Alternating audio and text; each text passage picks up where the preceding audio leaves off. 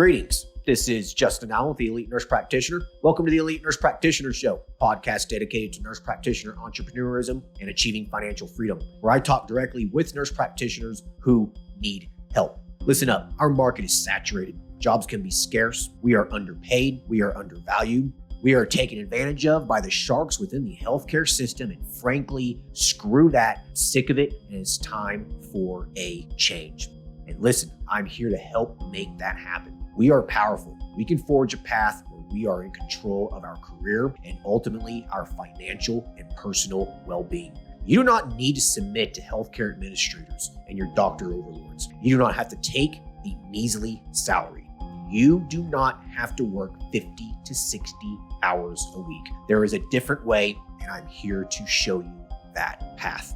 This podcast is raw and unfiltered. I have not talked to the nurse practitioners in this podcast prior to the call outside of an email exchange to schedule the episode. What you're about to listen to is a consultation session between a nurse practitioner and myself. It is real, it is unscripted, it is unplanned, and I have no idea what we're going to talk about. Anything and everything can happen during our conversation. The nurse practitioners in these episodes are struggling with an issue in their professional or financial life, and they have reached out to me for help. My goal is to help the nurse practitioner with actionable advice that will enhance and improve their professional, business, and financial life. My other goal is to hopefully help my nurse practitioner sisters and brothers build a more productive, powerful, and free life. So I hope the content and information within these podcast episodes does just that.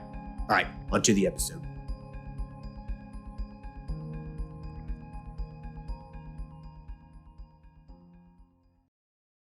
Hello, everyone. Today, we will be talking with Dianne. Dianne is a family nurse practitioner, and she is also a psych nurse practitioner. She practices in Florida. Currently, she is doing full-time contract work for a telepsych company. She is in the process of starting a part-time mental health and wellness hybrid practice. She is needing assistance with time management, not feeling overwhelmed with the entire practice startup process. Her weak point is also with marketing, and she is needing some guidance there. Hey, Dianne, how are you?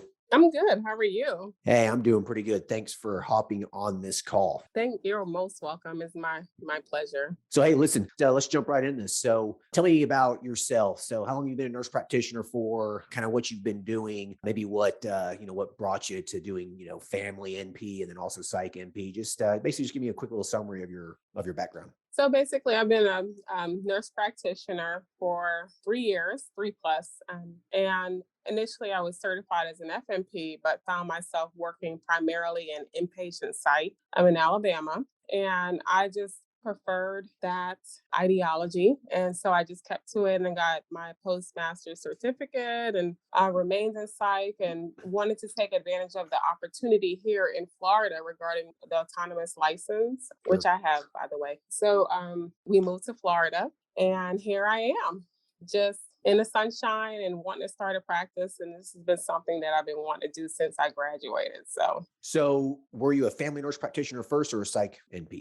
I was a family nurse practitioner, but I've always practiced primarily in psychiatry. So you were doing kind of psych as a family NP and then decided that you probably need the psych NP certification to basically expand your scope and your knowledge and stuff. Yeah, pretty much. And also, I mean, being a psych patient doesn't mean that you don't have any primary care issues either. So hence the hybrid kind of philosophy that I was trying to bring into my practice is just combining both primary care with psychiatric care. Yeah, being dual certified in family and psych is a really powerful combination. I mean, you're extremely marketable if you wanted to, stay as just a W-2 employee or a contracted employee, because I mean, you can do so many things. But as a nurse practitioner entrepreneur, being dually certified, I mean, the sky's the limit here for you. So congratulations, you have a lot of potential here. Oh, thank you. Thank you for that.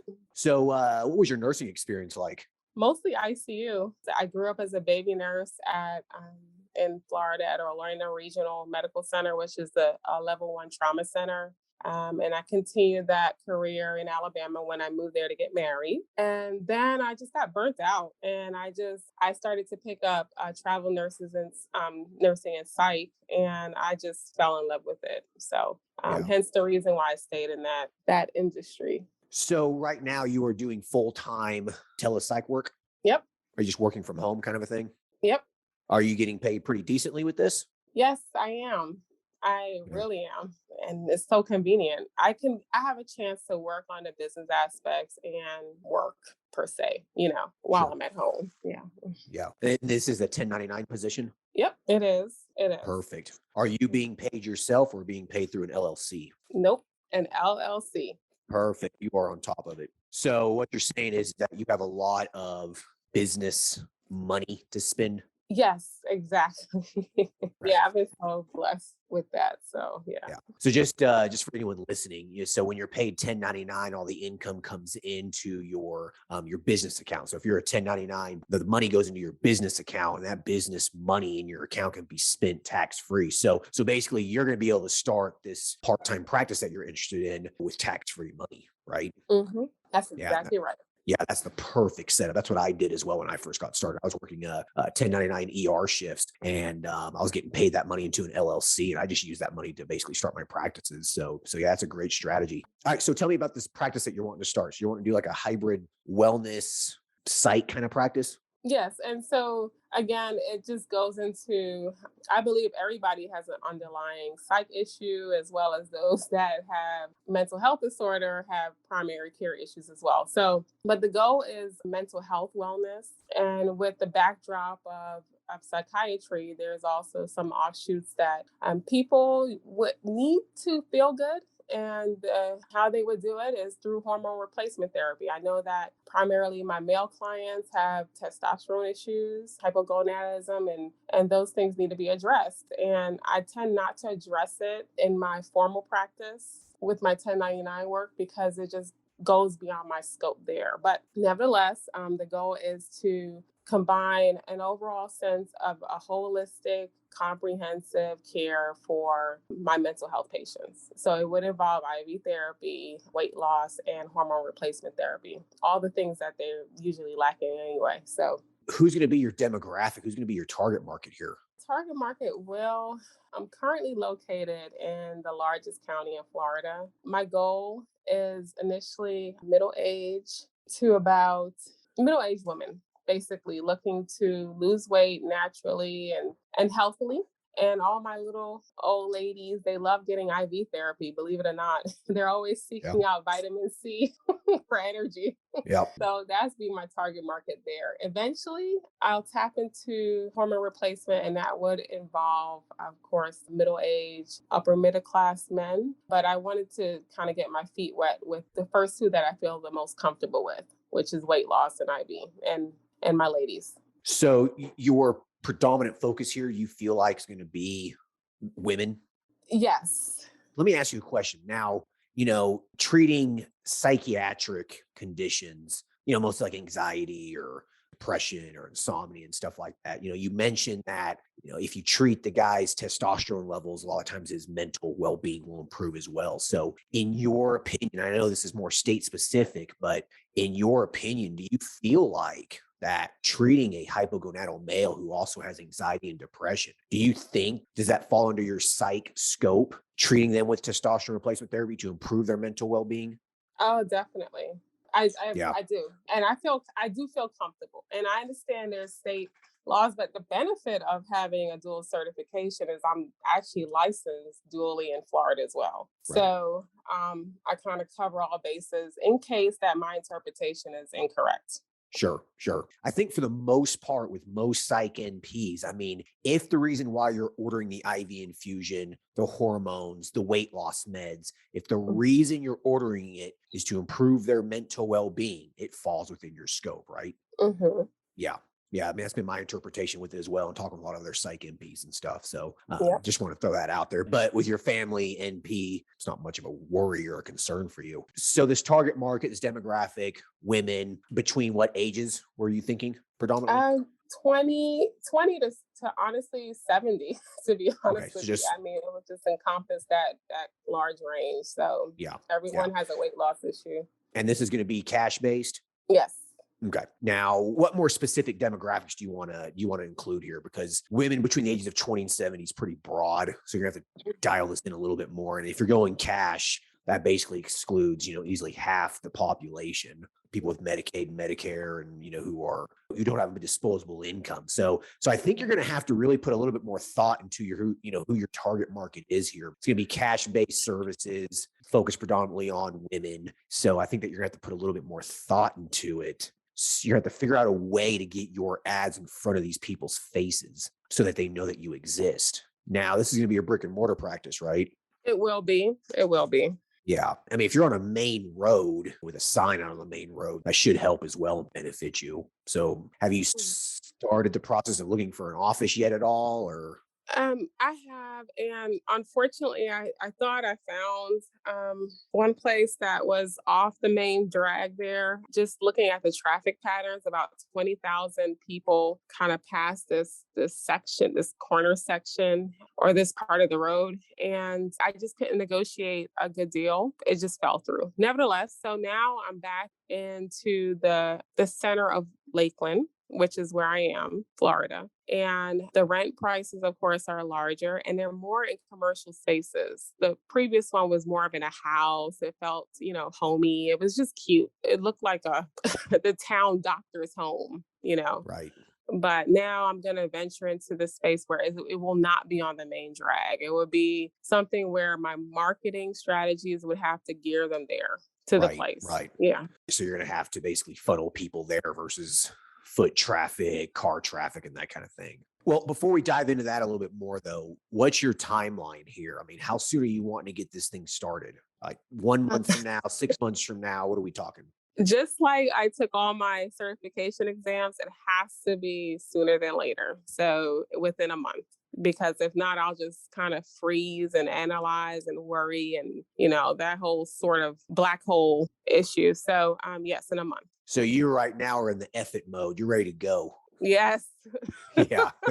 If you keep delaying, you're just going to continue down the path of analysis paralysis hell, right? Yes. Listen, I've been actually on your website for a year and I said, you know what? I'm over this. I'm just gonna do it. And I just pulled the trigger and I found a place and just it's been leading me to different spots and and opening the business, but at least it's progressing forward. Listen, as soon as you sign that lease, you're locked in. So I mean, if you're in effort mode right now and you're ready to go, then I would pick a spot and go.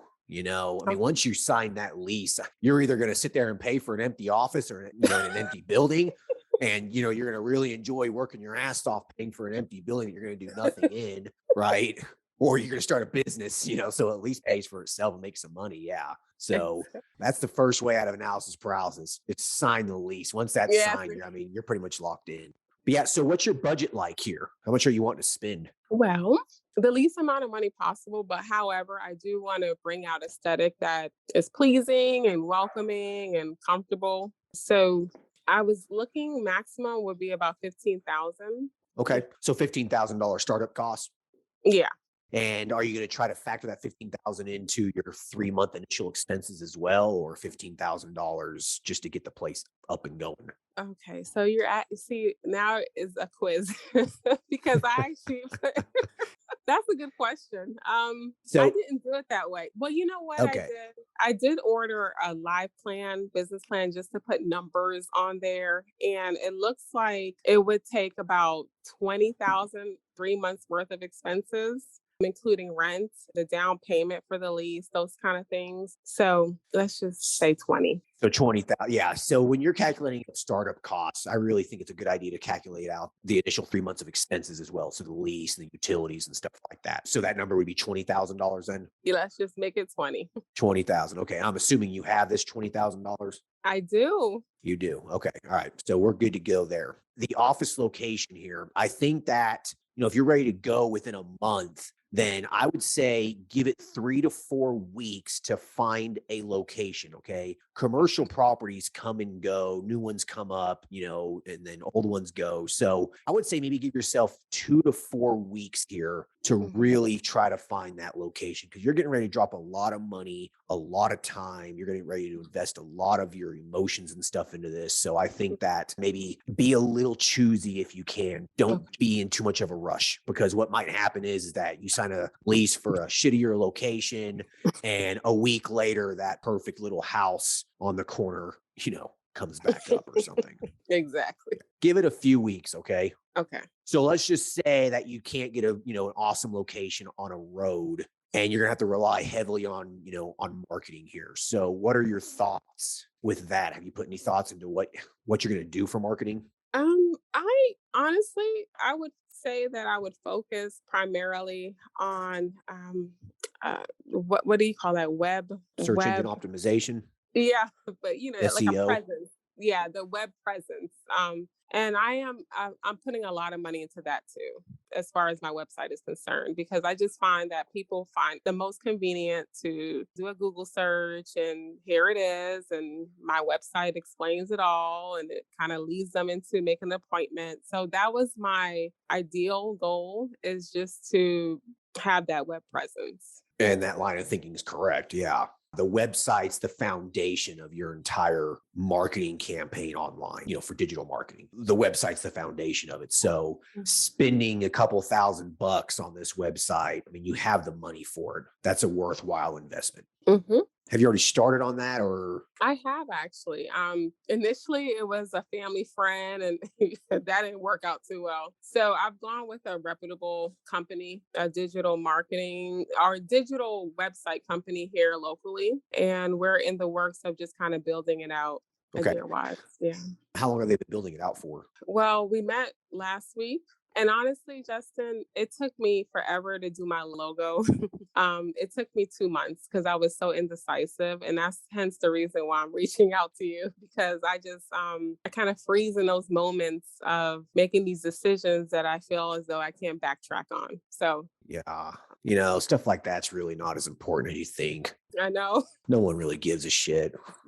Like, it doesn't really matter. I mean, what your logo looks like is not that important, Exactly. I mean, I think my men's health practice, like I was on some logo maker online. I made it in like 20 minutes. I just picked like this wolf and put my name on. Like, yeah, that'll work. Whatever, it works, right? I mean, even the elite nurse practitioner, I mean, that thing we just kind of made up. I mean, it wasn't really a whole lot of thought went into it, Yeah.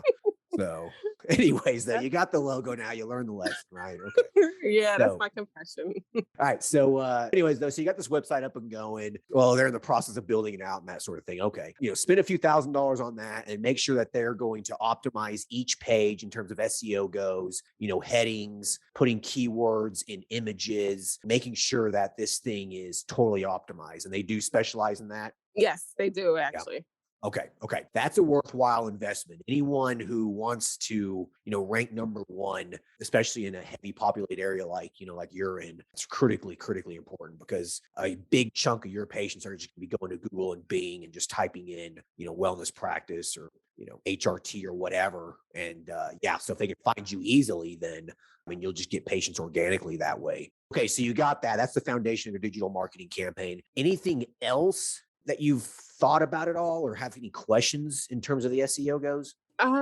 So that in itself, but also Facebook ads. And there is a large company, Cerebral, that I did a small stint for, but it's a horrible place to work. But nevertheless, they primarily got their clients through Facebook and Instagram. So I also want to kind of focus in on that as well. Yeah, I think it's don't quote me on this, but it's like 80 to 90% of all social media use is Facebook and Instagram alone. So I mean, you have to be advertising in that. And then the other 10 or 20% is like LinkedIn and Twitter and those kinds of things. They don't really matter as much. So yeah, I mean, Facebook and Instagram advertising is, I mean, it's really straightforward. You have to create the business pages, right? So you have your personal account and then you create a business account through your personal account. So you'll do like a, business, Facebook business page, Instagram business page. And then there's little ad accounts on the back end there. And I mean, you just navigate it, you get into it and you just create ads, you select demographics, you put a budget in there, put your business card in there,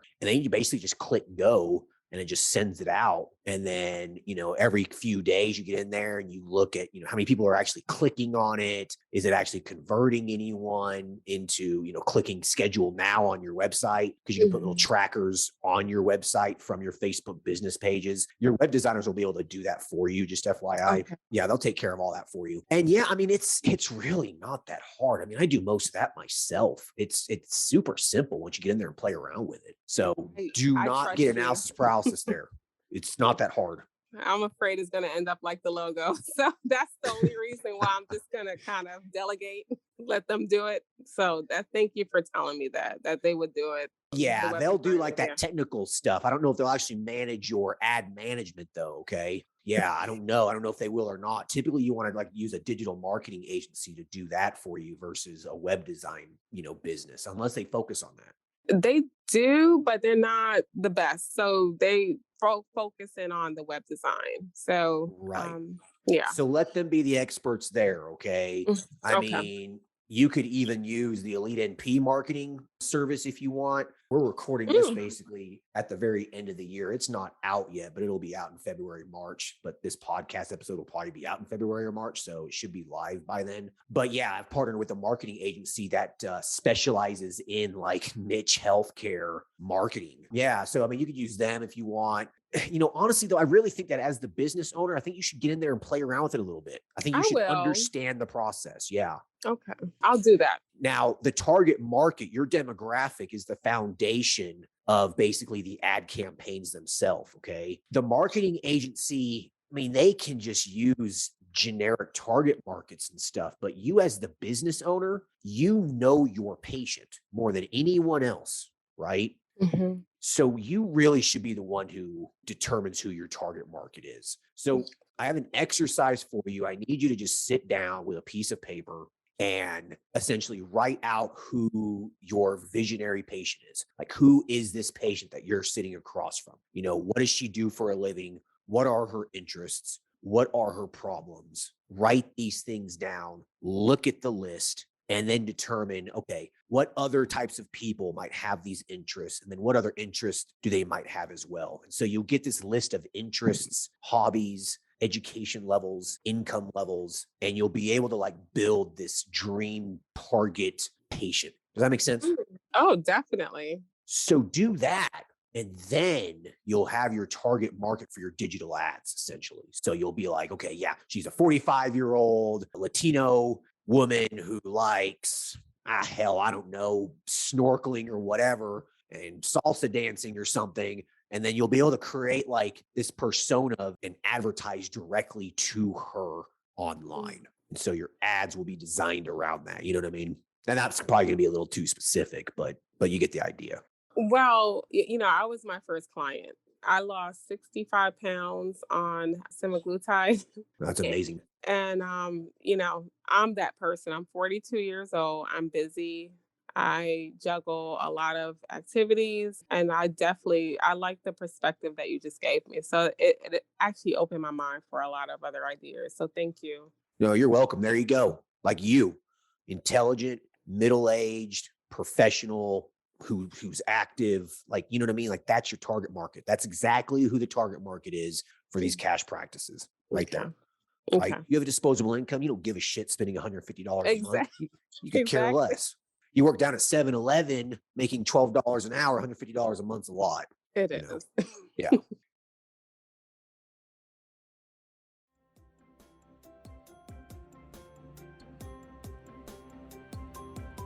All right. I hope everyone's enjoying the episode so far. I just wanted to take a quick break to thank everyone listening and also give a big thank you to all of my social media followers and email subscribers. If you haven't done so yet, please subscribe to our email list at www.elitenp.com and make sure to follow us on Facebook, Instagram, and LinkedIn. Email subscribers will receive updates on new weekly podcast episodes, multiple weekly articles we publish, new courses, and everything else related to helping you succeed. Remember, all Elite Nurse Practitioner courses are designed to help you build a niche practice, increase your financial strength, and to break free from the rat race. If I can break free and that other countless nurse practitioners can break free, then so can you. Additionally, please share this podcast with your other nurse practitioner sisters and brothers out there. The more NPs that venture out on their own, the stronger our profession will become. Now, let's get back to the episode.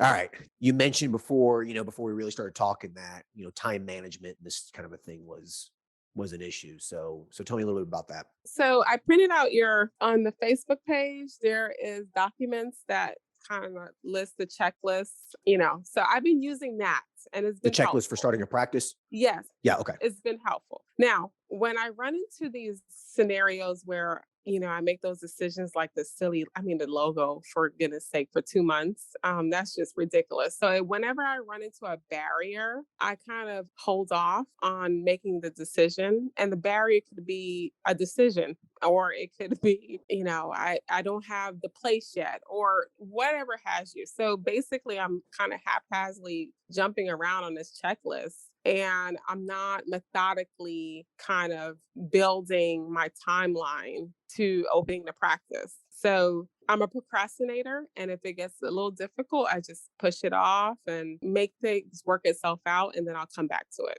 Hence the difficulty in kind of following number 1 through 8, like you have it listed. Mhm. First, you need to ask yourself 2 questions when prioritizing tasks in a business, right? Especially a practice, really. So you ask yourself 2 questions. Is what I'm doing going to kill a patient, and is what I'm doing illegal, right?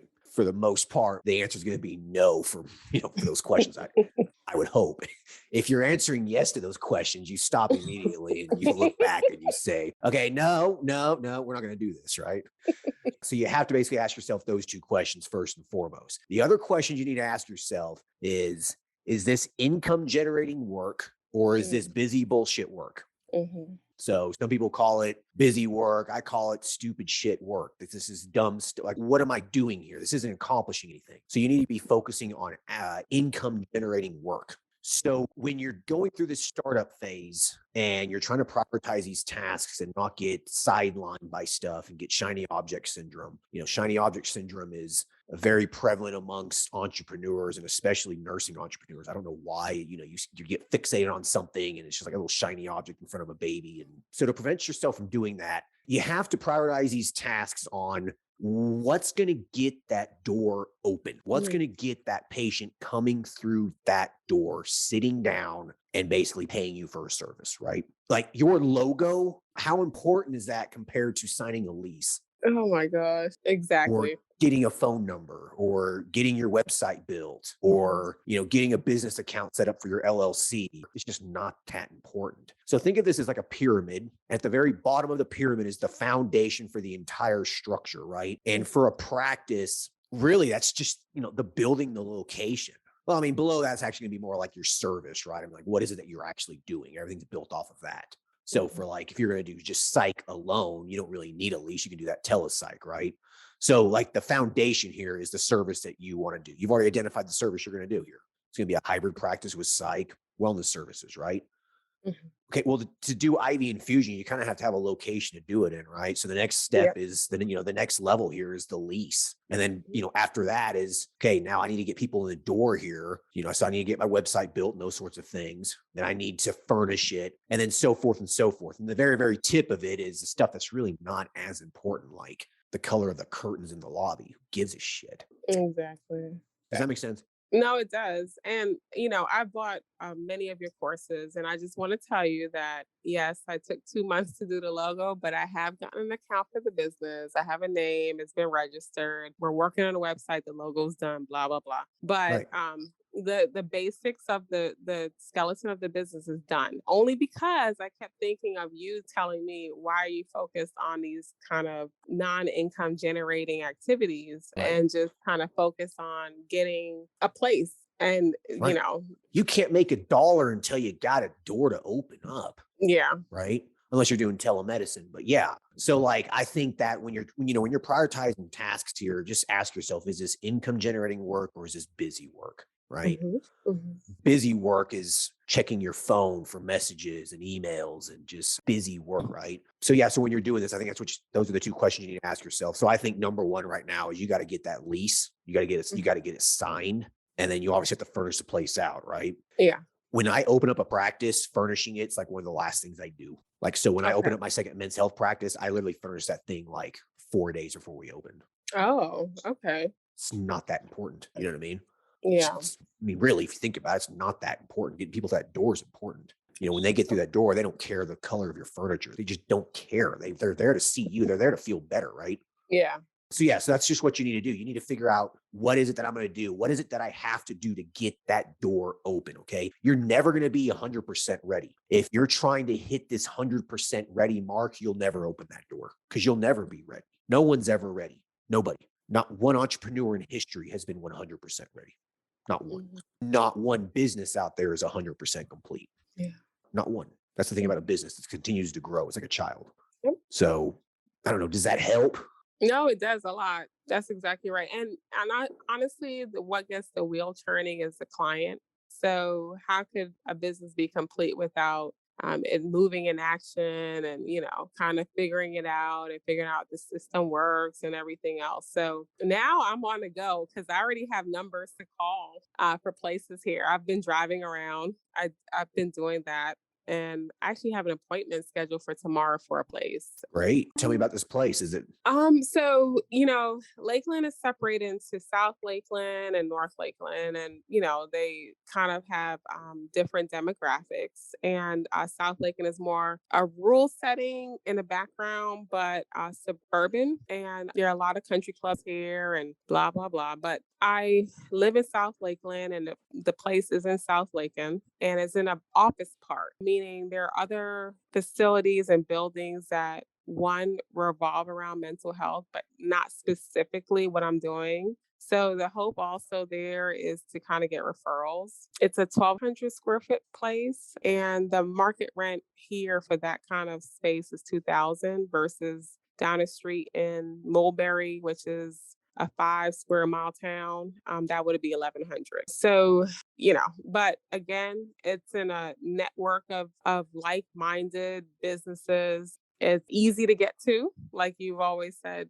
Is it easy to get to? It's very easy to get to. Tested it out, and one quick tip here? Put it in your Google Maps and ensure that it takes you to that door. I actually use the iMaps, so I haven't done the Google Use Maps, both. so I'll do that. Use Okay. both because people are going to be using either or. More people use Google Maps though. Okay. Okay. Yeah, it's much more utilized in the Apple Maps. And so you need to make sure Google Maps actually takes you to the door. If it doesn't, people are going to be getting lost. They're going to be calling you all the time. Trust me on this. Okay. I'll make sure I'll put it in Yeah, Google. seriously. I mean, it'll really decrease the pain in the ass in your life here. It really will. But anyways, though, continue. Sorry. And there's another one. It's right across the street from the post office. So Ooh. all I have to do is say, go to the post office, and we're open right there. Okay. Oh, yeah. Yeah, I have a call into them. It's the holidays. So their phone rang like they were out of the country. Do you know what I mean? So Yeah. I left a message and I'm waiting for them to call back. Then there's another place that I found. It's a complex the same way. It's off. I don't like it. I don't think people can find it, to be honest with you. It's kind of off the beaten path, and they're selling the building. So I thought that maybe I can get some kind of bargaining rights there or not. I don't know, but I'm Why are going they to selling consider it? them as well. There's Commercial a real reason. estate is okay. There's a I don't reason why know. they're selling it because it's in a crappy location out in like you just said it. That's why they're selling it. I would stay away from there. Okay. I really like this one in front of this post office. Post offices are, high trafficked areas, right? Yeah. Yeah, that People might be a actually good go one to the there. post office still. They actually Right. do. They like Of to course. drive there and go mail things. I'm like, oh, Right. but Right. Is that on a main street, like a main road? Is it a heavy trafficked area? yes. So basically, well, let me say it's a vein of a high traffic area. So Florida, I think it's South Florida Avenue. I'm new here, so I just moved. But nevertheless, it's about making a right or a left, and they have a good left lane into that area near the post office. But you can actually see the buildings from the road, even though it's kind of a quarter mile down the road. Are there any signs out on the main road for that, or would someone have to turn down there to No, see it? and no, they would have to literally turn down the road to the post office. It's one of those country markings. Go to the road where the post office is and look at us across the street. Yeah. Okay, And most people know where the post office is, apparently. sure. Yeah. I doubt any of these places will be snatched up and taken, in the next week or two. No. So don't get too panicky and say yes. I would say give it another week or two, drive around. If you can get something on a main road, I'm telling you, it's worth the extra Okay. cost. Okay. I did see one on the main road and it was 2,000 square feet. And so that's the Ooh, reason why I know. And yeah. but let's just say it was $1,500 a month and that's a grace thing. I'll be more than happy to take it and figure it out. But I didn't call because I was just apprehensive about pricing and everything else. But I know. $1,500 a month for something on a main road is a pretty good deal. If it's 2,000 square feet, that's fine. I mean, you probably won't use half of it or, 500 square feet of it, but I mean, you can use it for just throw supplies in, or you can even have a large IV lounge in there. I mean, you could use a space. Yeah, man, just, food for thought. I mean, $1,500 a month is really not much. Well, no, this is my dream. I don't know what the price is yet. I haven't called Oh, them, and I oh, will. Now I will because yeah. I'll probably call them now Yeah. just to If it's see. $1,500 a month, I'd jump all over that. Yeah, yeah. So the main road is where I need to gravitate towards, ideally, and then if Ideally. not, okay, okay. Right. Ideally. I mean, it's not a necessity. You have the money for a nicer place. So it might be worthwhile to look for a nicer place. If you were on a real strict budget, then something a little bit cheaper, on a side road or whatever, that's fine. I mean, that's how I started. But when I did move to a main road, I did get a pretty significant increase in foot traffic and patients. Mm. Hmm. High visibility like that does work. But if your SEO, your website, and your digital marketing campaign is dialed in, then it's not going to really matter that much as long as people can find you easily, such Okay. as using Google Maps. Hmm. Yeah. Yeah. So just kind of keep that in mind there. But yeah, I would say give it a couple weeks and shop around and see what works. Will do. Will do. Any other questions about that? No, you've Do you have answered any it. other questions at all? I'm ready to go. It sounds like you are. I mean, it sounds like you're ready to rock and roll. You got the plan, you got the money, you obviously have the courage to get started. You're ready to go. I mean, you're ready to rock and roll. And you just got to sign that lease. Once that lease is signed, give yourself a hard deadline. A lot of people will sign a lease and then they'll piddle around for 2, 3, 4 months. Oh no, never, Yeah. never. I am very frugal with my money. I work very hard for it. So, Right. Yeah. Sign that lease and give yourself a hard date. You mean when you sign it, you'll be open 3 weeks later, for example. You know what I mean? yes, Yeah. exactly. Yep. Yeah. Do you have any other questions at all? No, I don't. I probably will later, but whatever. This has been very informative and I really appreciate your time. No, you're very welcome. Listen, I mean, if you get started, and I mean, you're going to hit some hiccups and some roadblocks and some speed bumps and stuff. Okay, it's going to happen. So if you want to, schedule another one of these, a couple months out or something like that, I think it'd be fun. Yeah, and we can do a before and after kind of show. Right? Absolutely, for sure, Yeah. for sure. Hopefully, it'll be positive. It will. I promise. I will make I, sure it will be. I think it will. I think it will. I mean, you're definitely enthusiastic about this, so you're going into with the right mindset. Definitely go into it optimistic, but don't be too optimistic. Though you don't want to set yourself up for disappointment. But definitely, as positive energy is what you need. So keep Yep. it. Yeah. I Yeah. will. All right. Well, hey, listen. If you have any other questions, shoot me an email, and I'd be more happy to to help out. And I think everyone's going to really enjoy this episode. All right. So, Thank you, Justin, for your time. Thank you. absolutely. You take care. Bye. All right. Bye.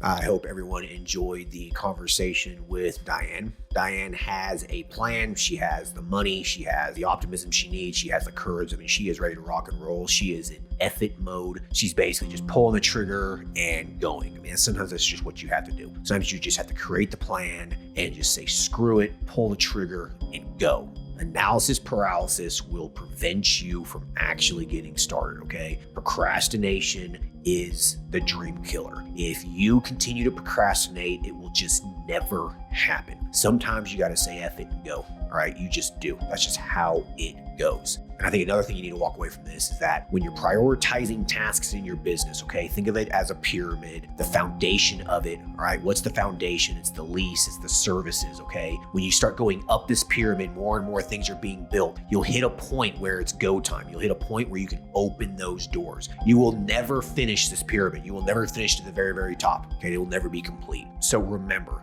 you are never going to be 100% ready, okay? Sometimes you just got to pull the trigger and go. Every business I've ever started was just me pulling the trigger, saying screw it, taking action, and getting started. I've never looked back and regretted it, and neither will you. All right, I hope everyone enjoyed this conversation.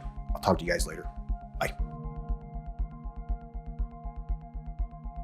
Thank you for listening to the show. Quick legal disclaimer. The content of this podcast is meant for informational and entertainment purposes only and should not be used as legal, financial, medical, regulatory, or practice-specific advice. For information pertaining to your specific legal, financial, medical, or practice-specific needs, please be sure to consult with your lawyer, CPA, medical director, and/or your state's practice laws and the most up-to-date clinical guidelines. As always, do your due diligence when it comes to any information found online and in podcast. The content in this podcast is copyrighted by Galaxy Medical Southwest 2022 and cannot be duplicated, rebroadcasted, or reproduced without our written permission.